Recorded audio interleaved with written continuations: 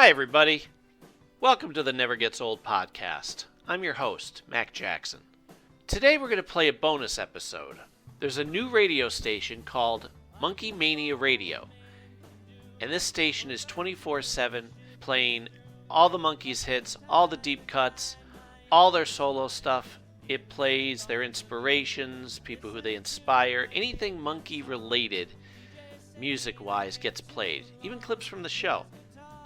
In celebration of them adding my catalog to their radio station under Harmony Constant, I'm going to play a segment from one of their shows with Charles Rosenet, where he interviews me about songwriting, my love of music, and of course, Mike Nesmith and the Monkees. I hope you enjoy it, and thank you everybody for your continued support through Patreon. It really means a lot. So enjoy, and please remember to tune into Monkee Mania Radio 24/7. Hey, welcome to the Monkees interview show with your host, Charles Rosenet, here on Monkee Mania Radio, live on www.live365.com, where every weekend I bring to you a whole plethora of special guests who have something to do with the Monkees, are part of the Monkees universe. You know, we've had guests who've played with the Monkees on tour, on their records, people who know the Monkees and are friends of the guys. We've had authors. We've had people who've written about the Monkees and in some cases sung about the Monkees or have been inspired by the Monkees. And those are just a few hints about my next guest. Welcome to the show, Mac Jackson. How are you? I'm wonderful and privileged to be here. This is such anything. Whenever I'm doing anything connected to the Monkees, whether it was through Video Ranch or anything Monkee-ish, I feel proud. My not only my inner child from when I first discovered them, but up to present day, it's something to be chiseled on my tombstone. Well, you know what? I feel the same. So we're mutual that way. Let me ask you, where on the planet am I talking to you? Where are you now? Well, essentially, it's Scranton, Pennsylvania, but it's Dixon City. It's easier if I just say Scranton because everybody goes, "Oh, hey, okay." Dixon City is like 5 minutes, outside the city part of it. But yeah, Scranton is where I was born and bred. So down the block is just as close. And if you're from Pennsylvania, you know where Scranton is, and if you're not, you know it from The Office. Is that right? Exactly. Well, that's the thing. If I say that, they go, "Oh, The Office." I'm like, yes.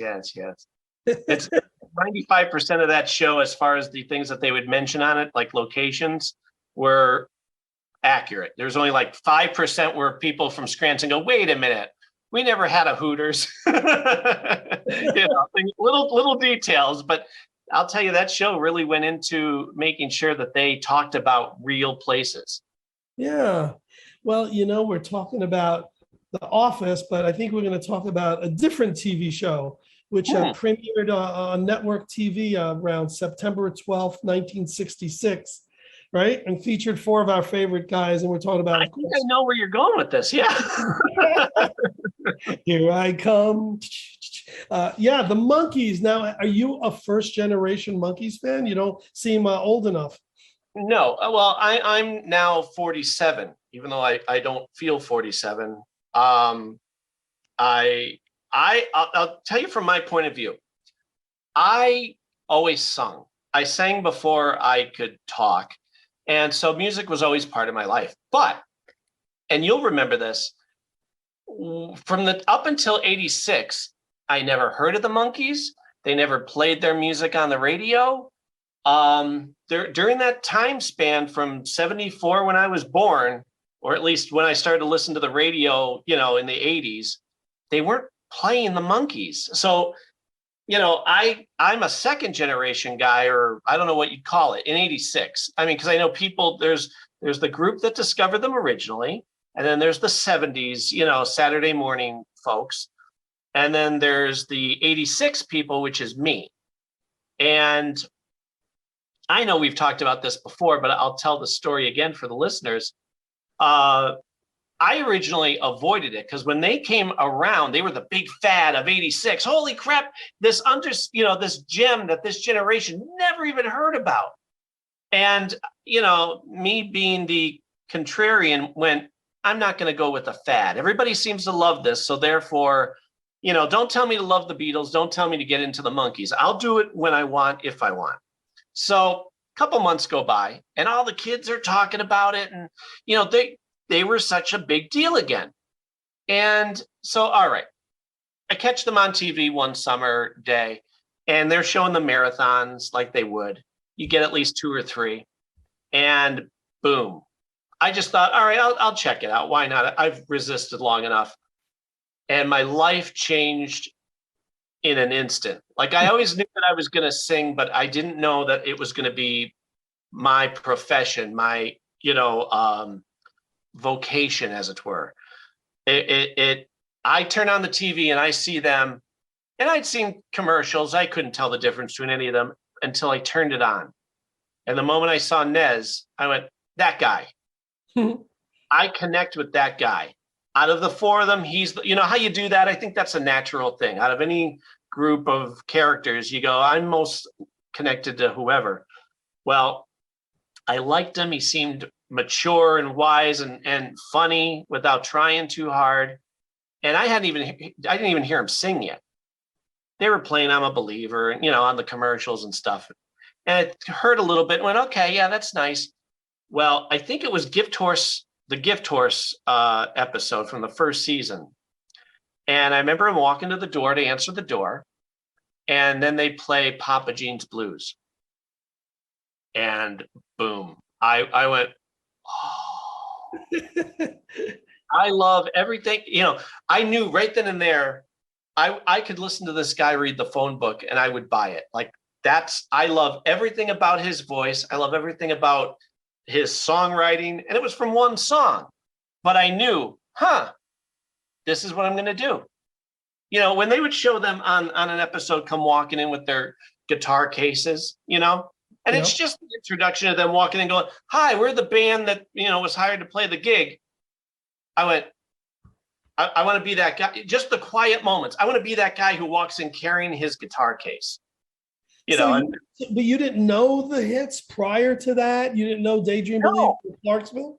Not at all, because again, at that time it's 86, so I'm 11 maybe. Sure. And I'm listening to the music, but they're not playing it on TV. They're not playing it on the radio. I mean, I would only listen to the oldies at the time, and you would get not even as deep cuts as we get now with other bands. Yeah. You get the Limbo song. I remember that being played constantly. I knew who the Beatles were, and I knew even as a little kid, I could pick out, okay, that's Paul. Mm-hmm. That's, depending on who was singing lead. And Sure. I wasn't even big into the Beatles. I just knew them because you're alive, you're going to know. The world kind of crams them down your throat. Yeah. But the Monkees, no, they were, the only other person I could think of who had a time where you never heard anything from them for a while was Cat Stevens, because he had been kind of on the outs when he changed religions and kind of started trouble. Well, I hadn't heard about him until his revival. Yes. So yeah, me first hearing the Monkees was their big comeback. Well, I know that Nesmith and Cat Stevens are probably 2 of your major influences, but let's talk a little bit before about so this impact, this Monkee discovery was around the time when they, reunited, when 86, where they kind of took over the world again. And was it the MTV episodes that you were watching? Not originally, because remember, the MTV was the thing that kicked it off, but MTV and Nickelodeon would show them constantly. Mm-hmm. And, so that's where you got to see them. And then network TV started to show them. And they were, that 4 to 5 to 6 time slot every afternoon, they started to show them. Mm-hmm. Well, that to be, okay, wait, I want to see, this is them. Okay, I know them all now. I need to get the greatest. Remember they were selling the greatest hits 20. On Arista, yeah. And well, that was the first record I got. I said to my mother, please, I want their music. And so she gets on the phone, and she had never done that. She gets on the phone and goes, all right, what's the number that they're saying on the TV? And orders it. I remember getting the book, Manufactured Image, sure. Anything I could possibly get to expand my knowledge, because I knew the floodgates opened. I mean, I went, I don't kind of like them. No, I love everything about this, and I'm hungry for more. I want to see what they look like now. And I remember the girl in school bringing the 16 magazine with Davey getting out of the limo with the pink hair. I had a cousin who had a picture of Nez, the one where he's sitting on the TV in the 80s. Sure. Okay. I said, can I have that picture? I never saw what he looks like today. Can I have that? No, like, I hate you. And, so for me, it was just, I want to know everything. Because the one thing I never wanted to be fooled. When I was a kid, I loved Fonzie, but Henry Winkler wasn't Fonzie. And that kind of shattered me when I found out that, wait a minute, there is no real Fonzie. So with the Monkees, I'm like, I want to know, wait, okay, so Nez wrote this. Okay, they're playing that. And give me it. So yeah, I would gladly drown in all my Monkees knowledge. And then I go back to school and I'm like, guys, let's talk about the Monkees. Well, at that point, I had missed the wave by a few months. So the kids are going, Monkees, that was last month's thing. You like the Monkees? So then I had to spend the next, 10 to 20 years arguing with those people to get, because what happens is, and I know you know this, people go with rumor over truth. There's that generation of my class who hears Monkees didn't play their own music and, they didn't write their own songs and that's not really them singing. Well, I come back with all this information. So I spent the next 20 years bickering with people and setting them straight, going, no, you don't understand how wonderful each individual member is, let alone Nez, who, again. See, it was a little easier from 86 on to do that because here they were touring, here they were putting out new albums, here they were recording, and they're, the dispelled rumors pretty much, maybe you're doing that, to your circle. But now imagine what it was like in the 70s and early 80s before. Then you had to be the biggest apologist and you had to be the biggest person to explain, no, they can play instruments. They've toured, they write, they sing. I mean, we're talking about some of the world's greatest pop vocalists of all time. Well, and the other thing, yeah. And then they would go, well, Mike Nesmith hates the Monkees. That's why he's not touring with them. And I go, no, it's because he has other commitments. He doesn't just wait for them to tour. He's multifaceted. Oh, well, that's not what I heard. Okay, genius. Of course, now the newer generation skipped all that crap. Yes. Now we're in a great time where the last 10 to 15 years have been people going, holy crap, why did people overlook how influential these guys are? Great word, influential. Right? Yeah, even rock stars and and musicians and composers of a certain age go back to that, and they're influential too. Right? It's musicians like yourself and musicians who are, I want to say, on a high, well known, who have come out of the woodwork and said, yeah, God, we love the Monkees. Well, I'm telling you, and it's funny because Michael Stipe from REM, Shiny Happy People, he wrote because he wanted to write a Monkees fun song. He said, everything I write is depressing. I want a fun, happy song like the Monkees. And he said the reason that he wore a knit hat was because of Mike Nesmith. So anytime you see REM and he's wearing that hat, that's a Mike Nesmith tribute. Ozzy Osbourne loves the Monkees. He has in a CD collection their CDs. He held up a picture and there they are. You go, well, thank God, because these kids that I grew up with were trying to be snobby, but they're the people that they adore were smart enough to adore the Monkees. Pete Townsend loved the Monkees too.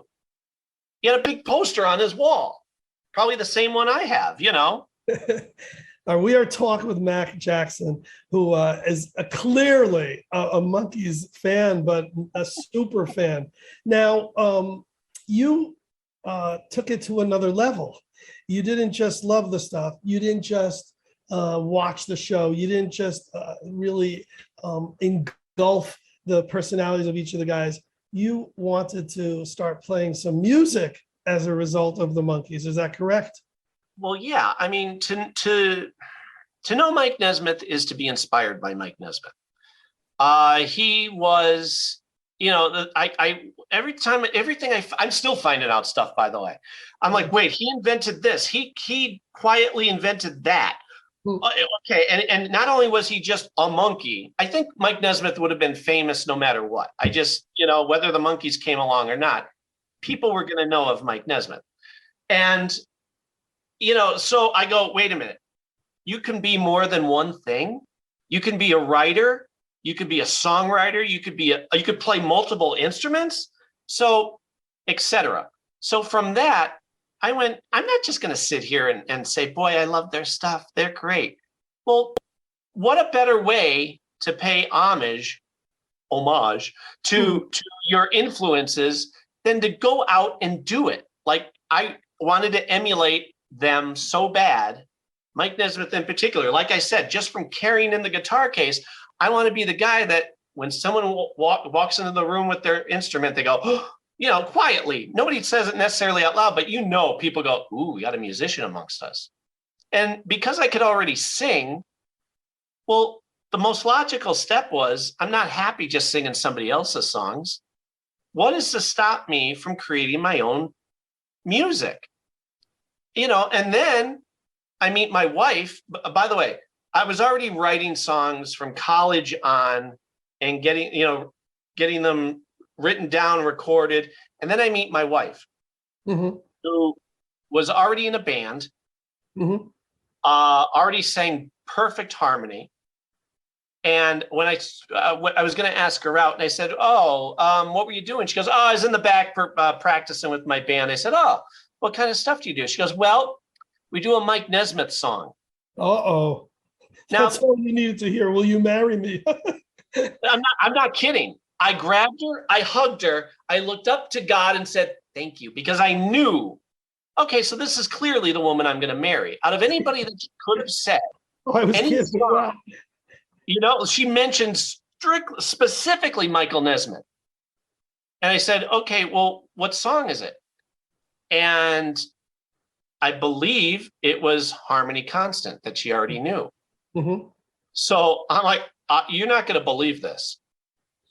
And so I start, spilling my whole story to her. I'm like, I'm a member of his fan club. I've written to him. I call his place and they know me there and blah, blah, blah, blah, blah.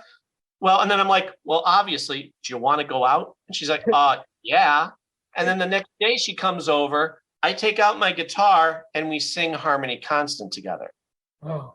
So not only was it our wedding song, which, duh. We were in a band called Folklore.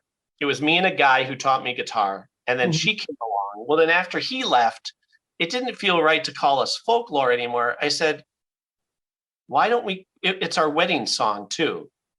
Why don't we just call ourselves Harmony Constant? And because she's always with the harmony, no matter what.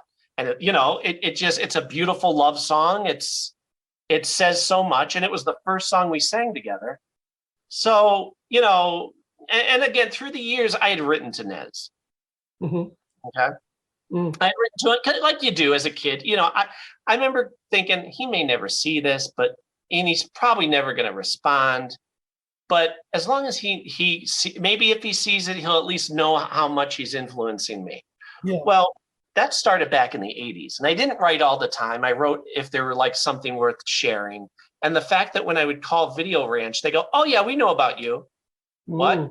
How do you know about me? Well, Nez has mentioned about, how you met your wife and how Harmony. And so they're repeating my story back to me through Nez. Wow. Yeah. So we know he knows who you are, and he doesn't just know who you are. He's impressed enough to share it with his team.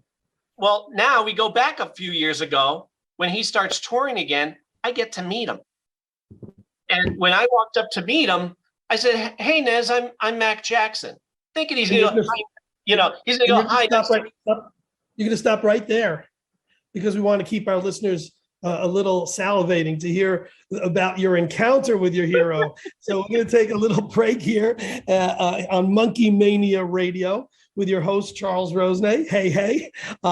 And we're talking with Mac Jackson.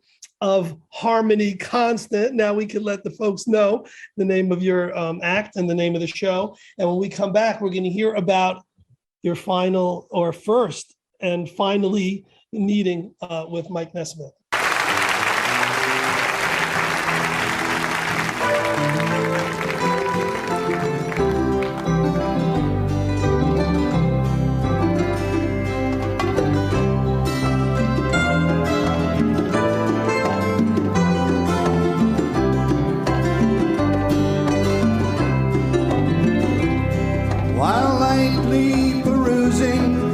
State of affairs with nothing apparently wrong.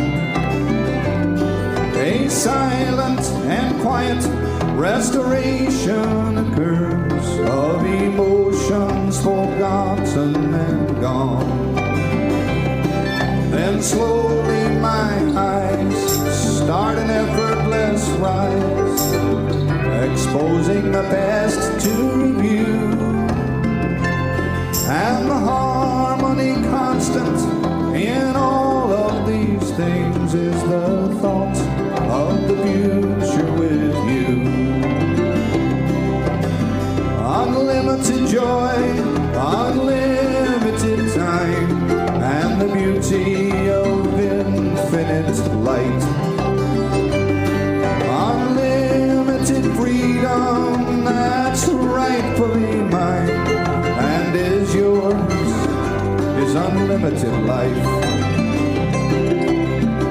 The concepts of loving as ultimate might, the power of peace and truth, and the harmony constant in all of these things is the thought of the future with you.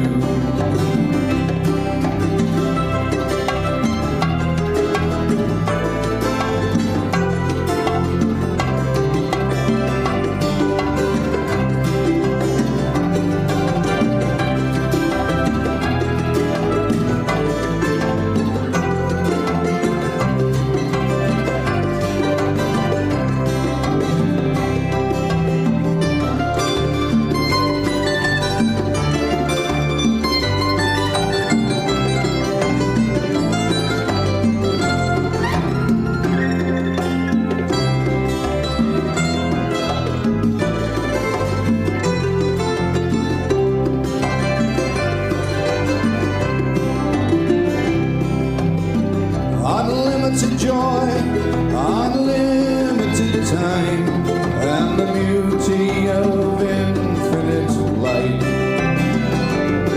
Unlimited freedom, that's rightfully mine, and is yours, is unlimited life. The concepts of loving is ultimate might, the power of peace and truth, and the harmony constant in all of these things is the thought of the future with you. And the harmony constant in all of these things is the thought of the future with you.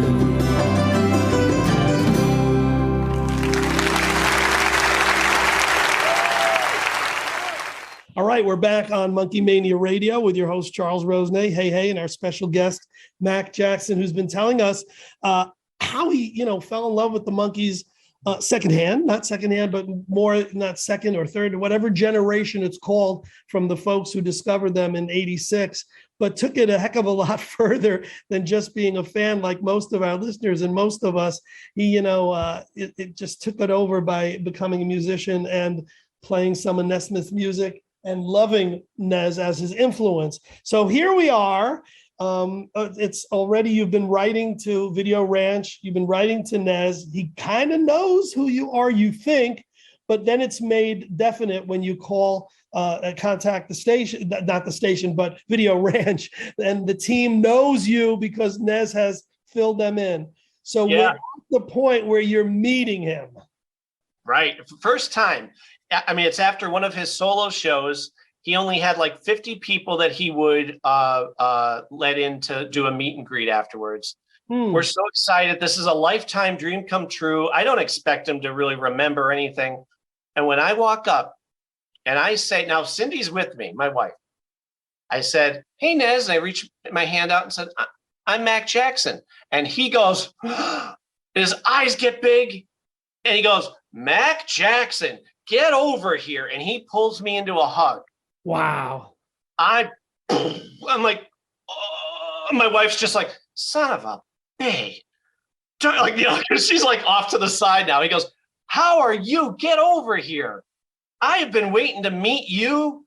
And we hit it off. So I'm like, really? Yeah. I've known you since you started writing in the 80s to me. And, you know, he starts talking about my music. And I'm like, do you like it? Because what I had done was I had made him some CDs of other musicians. I wasn't going to be so presumptuous to go, here's my material, because I think it's great.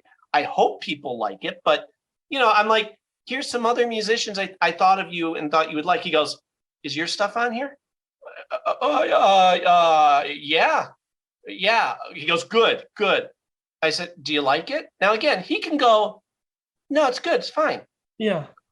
Instead, what he does is he stops. He looks at me dead in the eye, puts his arm around me, rubs my arm with his other hand, and says, it's excellent.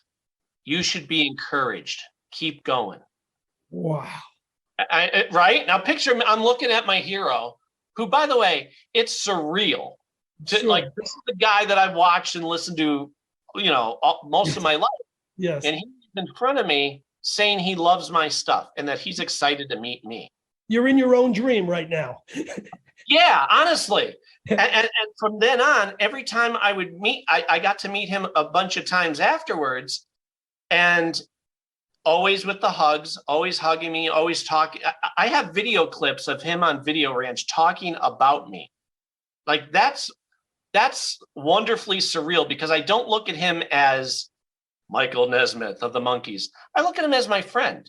No, like, you know, like he could have been my next door neighbor, and I'd go, yeah, I love him. He's, you know, he's like a relative. And then a little while later, you're sitting on the couch and you just start giggling because you go, that's the same guy.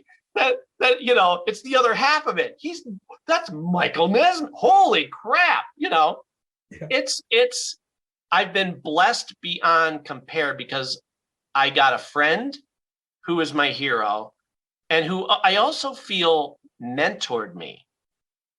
Like, he was encouraging to the point of, whenever he saw me, to ask about the music, ask what I'm writing, put his arm, tell me what he thought about like the latest single or whatever. Yeah, put his arm around me.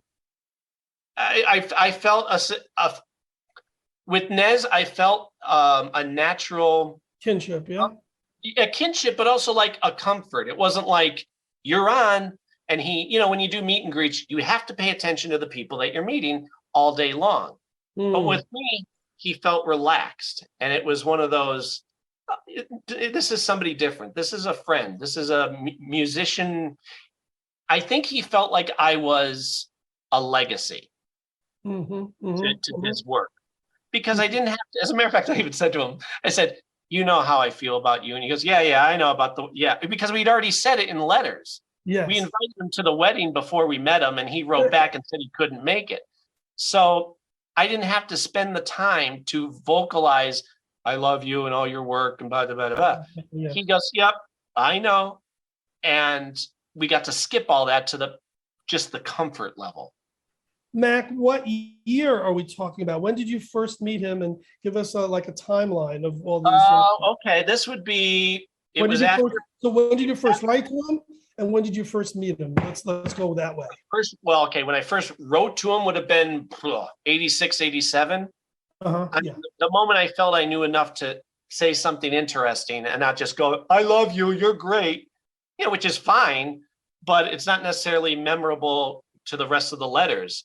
I wanted to say, look, on a very mature level, even though I'm just a teenager, I'm doing something with my life. I'm not going to just be going to a job and coming home and eating dinner and going to bed. I sincerely want to make a positive difference in the world and add many things, one of which is music. I want that to be left behind when I'm long gone. And that's all because of you.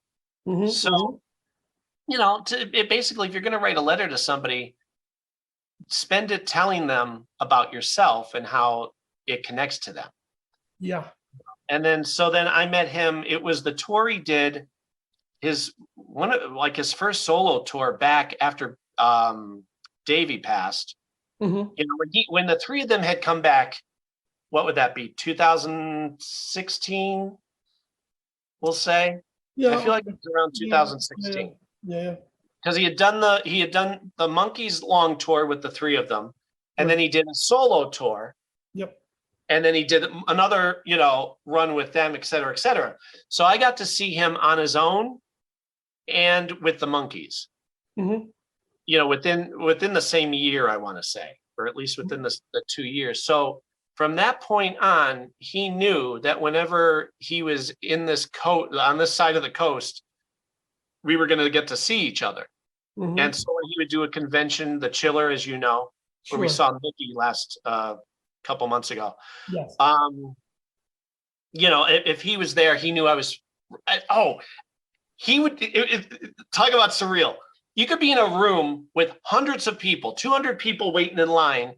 Mike Nesmith sees me and yells out with a big wave, "Hi, Mac. Hi, Cindy."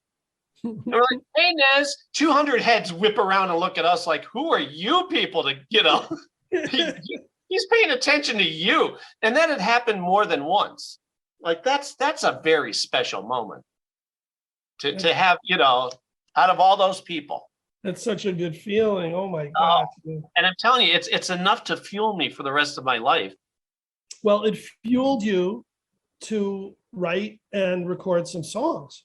Mm-hmm. You've covered his material, and you've also written your own original material, which references him. Am I right about that?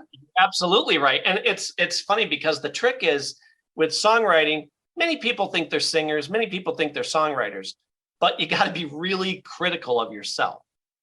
And, I can't just throw in a Nez reference just because I think it's clever. It has to flow and fit right with the song. Otherwise it feels, ham-fisted and shoehorned in. Forced, right.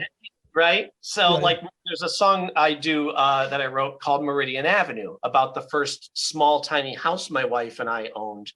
Yes. And I was able to talk about our record collection, so I got to kind of throw a little Nez line in there and Harry Chapin and, but there's been others too. And I'm sure he's going to pop up more, obviously. Yeah. It has to make sense for the song. Mm-hmm. Mm-hmm. And what songs of his have you, do you do in your set? And what songs have you recorded? Well, recorded, I haven't I'm at the point where I'm putting out singles. I have enough music to do an album. Mm-hmm. I just have to get a studio, someone who's going to be generous with their studio time to let me actually finish an album. Uh-huh. But in the meantime, I put each song out as a single. That way, at least people are getting them. Mm-hmm. So Alone Again and The Story of Us are the big singles. But other stuff I have are live versions. So people have recorded us doing Nez tunes and other Monkees songs too, but Papa Jean's Blues, obviously. Mm-hmm. I mean, there's harmony in that. The guitar work is fun to do. It's very fast. No heartaches, felt no longer lonely nights. The lady finally won me. Happiness that's all rolled up in you. And now with you as inspiration, I look toward a destination, sunny bright that once before was blue. I have no more than I did before, but now I've got all that I need. For I love you and I know you love me.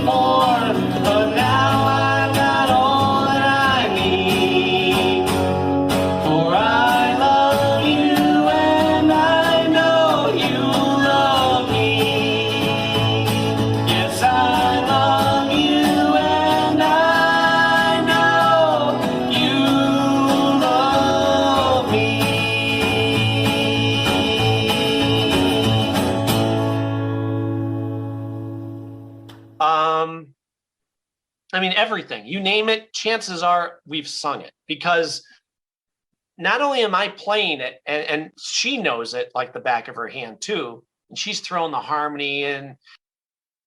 My son, who's 13, I'm teaching him guitar. Well, Wow. he's at the state now where he's up there on his own. He wants to know a Mike Nesmith song. He looks it up, he practices it, and then he brings it to me and then goes, "What do you think? Is this right?" And then the two of us will go sit in my room and sing Mike Nesmith songs all night long. Wow. So yeah, I mean, it's amazing. We'll do deep cuts. Not between you and me, I don't think there's anything that's a deep cut. If you're a Monkees fan, they're all equally special.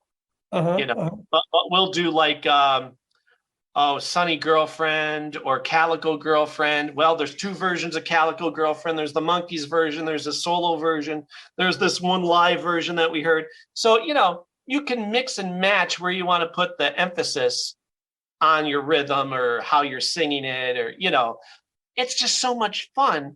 And then here's my that whole universal share with the world thing, playing it for people, because I'm not going to necessarily do I'm a Believer unless somebody requests it. Sure, but I'll do What Am I Doing Hanging Around, Sunny Girlfriend. I got Cindy if I hear a song that I sing, I can, whether she's in the room or not, I can hear her in my ear. So those are songs where she throws in the harmony like Mickey, and it's beautiful. And so to expose the public, our audience, at one of our concerts, and then say either before or afterwards, that's a Mike Nesmith tune, that helps. That helps spread the word. Well, you like does the crowd ever know? Maybe, What Am I Doing? Do they ever know the songs? Or Sure. Or your Well, education? especially if they're fans of ours, they're going to know our influence, right? So they're going to, they might yell out for one of our originals, or they'll do, could you do Calico Girlfriend? Mm-hmm. Yes, I can. I'll gladly, because they know that we've done it before. And that just thrills me to no end, because again, if you know us, you're going to know what influences us, and therefore we're helping spread the word. Because if you're a Monkees fan, the most frustrating thing in the world, other than correcting people on the misinformation, is they should get more coverage. They should have, they should have put more Nez songs out as singles. Like Sunny Girlfriend was supposed to be a single.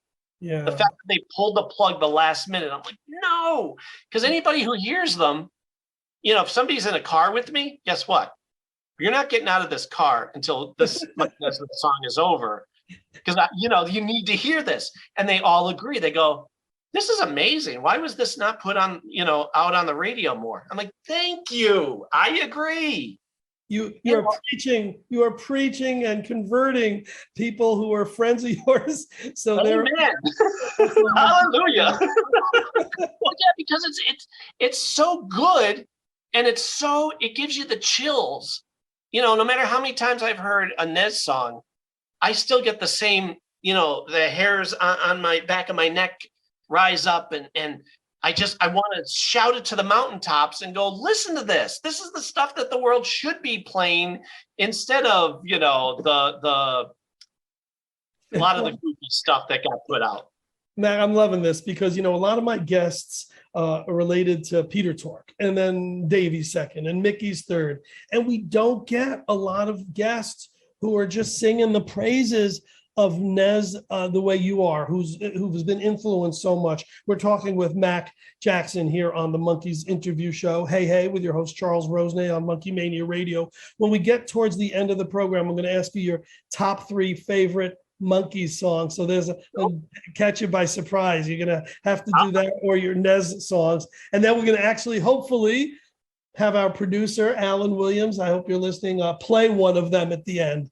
So we're also going to add some of your material to our radio station. So if we can pull it off in time, we'll also play one or two of your songs during the show, and we'll add it to our playlist here on Monkee Mania Radio. So Mac Jackson's Harmony Constant will be played on the air. But before we get to that, let me ask you something. You mentioned one of your other faves, Cat Stevens. Now, it was revealed a little while ago by our friend Robin D., who is, one of the sometimes DJs here on this station, and a dear friend of Peter Tork's, that he recorded a version of Morning Has Broken. Morning Has Broken, yeah. That's never been released and will someday see the light of day, hopefully when she's ready.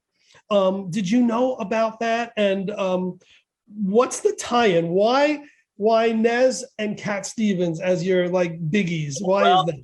Harry Chapin. Harry Chapin is Chapin's up there too, yeah. Right below, yeah. Harry Chapin is right below Nez, or there, because poor Harry passed away.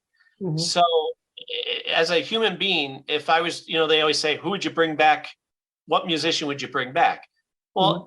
Harry Chapin, not only just because of his music, but to know about Harry Chapin, I think the world sincerely would have been a bigger, better place, yeah. Right? Because of what a wonderful soul he was. Well, and that's a good question. All the people that I love, Everly Brothers, Simon and Garfunkel, Harry Chapin, Cat Stevens, there's I could tell you what ties them together, because I often think about this. There's a sincerity in their performance every time they sing a song. John Denver, same way. You never got someone who kind of went, and the cat's in the cradle in the silver. They never just went through the motions. Mike Nesmith being one of them, that when he went on stage, music is a sacred thing. It's not there for a paycheck. It's there to express your soul. It's there to share that unspoken truth with people. All the people that I love, or that, their music, they always sang, whether it's the first time, whether it's the recorded version, whether it's them writing the song, it's not about them. It's not about fame. It's about trying to, again, what I try to do, add something good to the world. I'm out there writing my stuff. It's out there. I hope it makes people, when I have a fan come up and say, oh, I love Alone Again, that is such a fun, great song, I'm blown away, because I think they're joking. I'm like, yeah, okay, who put you up to this? It's the greatest compliment, yeah. Right? And then I go, wait a minute, this is the same stuff that my heroes have heard throughout their entire careers.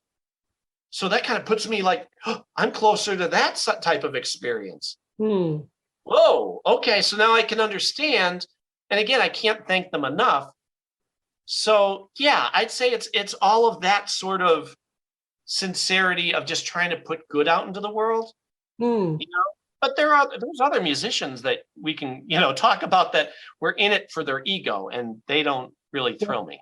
Well, the ones you mentioned, I appreciate the sincerity, but you're also talking about some of the great songwriters with melody and harmony. I mean, the classics, they're up there with some of the greatest. So you've got some good influences there, my friend. Thank you. The passion is, always there. Well, we hear that, the passion and the sincerity and the appreciation in your voice. I mean, it's just, you come alive, the energy of how you feel. If that comes forward in your performances, my gosh, I mean, if this was the days of AM radio, you'd probably have hits already. Thank you. Well, honestly, I think you owe that to the audience, and not only the audience, you owe it to the material, whether it's your material or if I'm singing, what am I doing hanging around? I have to nail every note. I have to do that high part at the end when he does the chorus for a second time. I got to nail that. Otherwise, don't bother doing it. You know what I mean? If you're not going to do it right, don't do it at all. So every time I have a guitar in my hand or a microphone in my face, it's my job to give it my all. You're a great guest, but you're also a great host. Tell our audience about your podcast. Well, I have a network called the Forever Adventure Network. And that came about because I don't just have one podcast, which is the Never Gets Old podcast, which you've been on and people love, which is about the stuff we love, pop culture, Pop music, culture. TV, Yeah. comics, anything. I also have the MacGyver podcast, which is about Richard Dean Anderson and all his influential roles. I have an audio series that I write, again, very Mike Nesmith.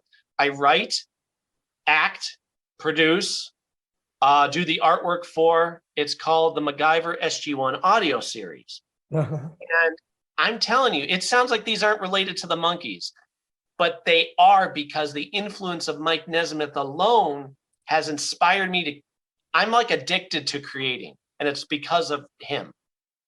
I go, okay, so I have 2 podcasts and an audio series and a music career.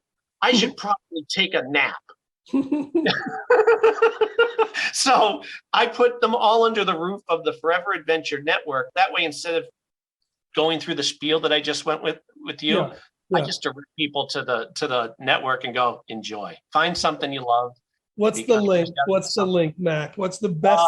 If you just type in, is type there in is there an everything link though, where we can not only listen to your music but also check out the podcasts? if you just type in the Forever Adventure Network, it's going to be the first one that pops up. And then through that, you're going to have tabs of all of the things we said, plus shops. I got merchandise and fun stuff, artwork. I have like Instagram, because I love to do besides drawing and artwork. I'll do the artwork where you can digitally like put people together. Wow. You know what I mean? So if you wanted to see Jack O'Neill and MacGyver in a scene together, that's where you go for that. But yeah, just go to the Forever Adventure Network. You can't miss it. And if you want afterwards, I could always just send you a link. I think it's like Forever Adventure Network blog or something like that. But if we Google Forever Adventure Network, we're going to find you. Definitely. That's the key. That's the key. And if we want to buy your music, is it saleable, or we can just listen? How does that work? Yeah, it's everywhere. Digital music is sold. It's Amazon. It's you name your favorite digital music place to shop. You're going to get at the very front of it will be Alone Again and The Story of Us. Those are story songs, coincidentally. As much as I try to emulate Nez in every way, I can't quite write cryptically and poetically like he can. I tend to write my songs very Harry Chapin-ish, which is three acts, 3 verse stories. So, the Story of Us is actually the story of how I met my wife. But wait, does that mean that most of your titles are not found in your songs? You know what? I've done that on purpose. Yes, absolutely. There have been 1 or 2 that I've done that just because I'm like, this is Nez-like, Because again, I never knew I was going to be successful at it. I thought I was just writing it for me. So I would just write them, and go, yeah, here you go. I don't hear the title in the song. Exactly. Yeah. Harmony Constant. We're going to look you up everywhere and download and buy. At the end of a show, I ask my guests their 3 favorite songs, sometimes impossible, but we do it so I can pop one in at the end. And so off the top of your head, and that probably changes, just like you can't have a favorite child and you can't, what would you give me as number 3, 2, 1? Well, I'll tell you, I honestly, I'll give you 3 just for answer your question, but like I said, it's Mike Nesmith, so he can sing anything, and it's all equally loved. There's nothing that dips. It's just great. So I'll just name 3 off the top of my head that we were talking about. The first one I ever knew of was Papa Jean's Blues. Yes. Another great one is Calico Girlfriend. If you wanted to do the samba version, that's a fun one. Either one is great. Yeah. And another, you're thinking Monkees, huh? You can do Monkees or solo. Just for the heck of it, just to not fill up airtime, let's do Sunny Girlfriend. Cool. That's the one my wife and I always might even start our show, or it's the second song in, and that kind of blows people. Harmony Constant, Mac Jackson. Gosh, what a great show. I could have just said hello, tell the people what you want to talk about and let you roll with it. Just like when I was on your show. I did. Well, you know what? And it's funny too. I know this is a Monkee show, but it wouldn't have mattered. This could have been a baseball show, and I'm still going to talk about Mike Nesmith. You know, if there's a way that I could work in Nez into any conversation, I guarantee I'm going to. The day he passed, I had to do a live con kind of chat. Yeah. And guess what we talked about? Mike Nesmith. I'll tell you something. The listeners love you for it. And I know a lot of them share your same passion. But it's great that you've been able to take it to another level. Just like I've been able to produce conventions on them and have a radio show. You've done it musically. You've got the talent and you've been able to, transmit that way. And I love you for that, man. Thank you. Thank you. I'm blessed to be able to have the opportunity. Yes. Mac Jackson, thank you for being on the Monkees interview show with your host, Charles Rosenay. Hey, here on Monkee Mania Radio. We hope to talk to you again. Please do. I'm always here. You want to hear this voice? I'm here for you. Thank you. And we'll see you soon. Okay. Bye. I'd like to do a song off of our latest album called Headquarters. Oh, you know it. It's called Scroungy Girlfriend.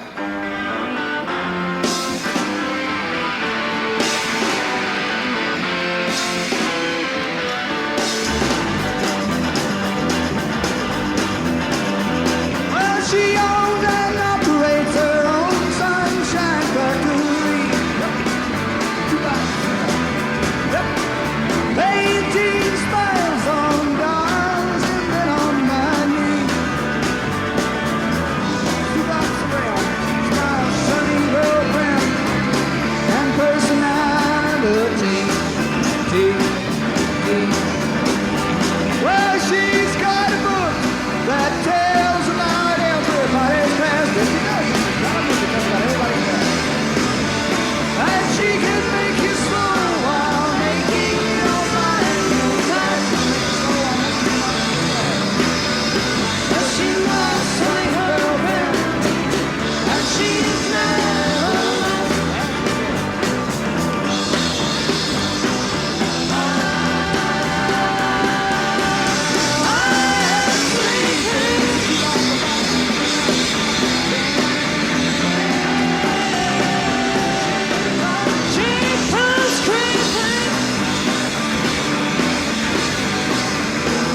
Into my thoughts that night, gazing down blue eyes as red as thunder. Well, she can send you on your way to everywhere. And she's only starting that little thing that she is there. She's my sunny girlfriend, and she just doesn't care. Yes, she's my sunny girlfriend, she doesn't really care.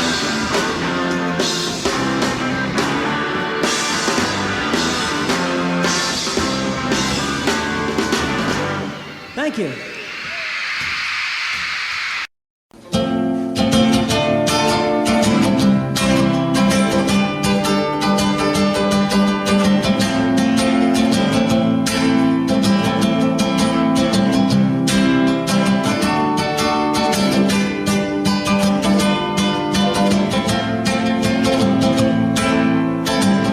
Carrying you to the door as we move our lives together.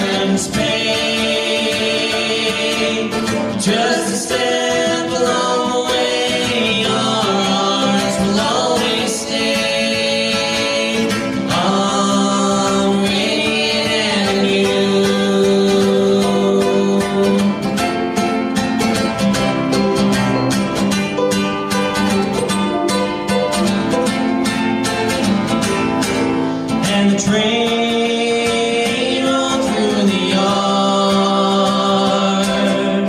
Neighbors helped and worked real hard, and the train rolled 5 times a day, shaking our house and cares away.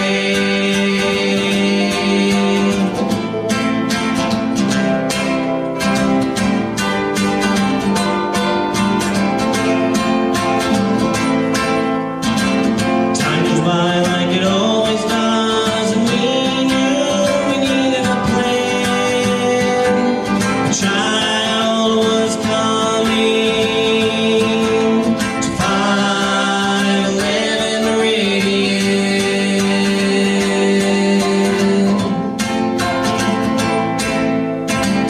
Paint the walls and stain the floor, little better than it was before. 4 rooms and 1 bed. On Meridian, it's not that bad.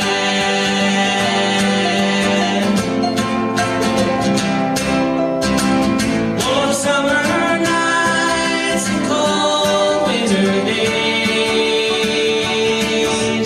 Busted jobs with severance pay.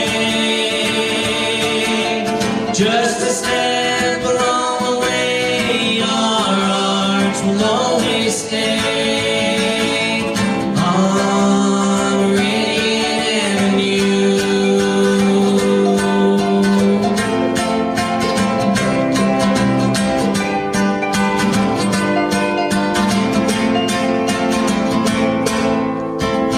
And when it's all said and done, we'll know we had a good run on Meridian Avenue.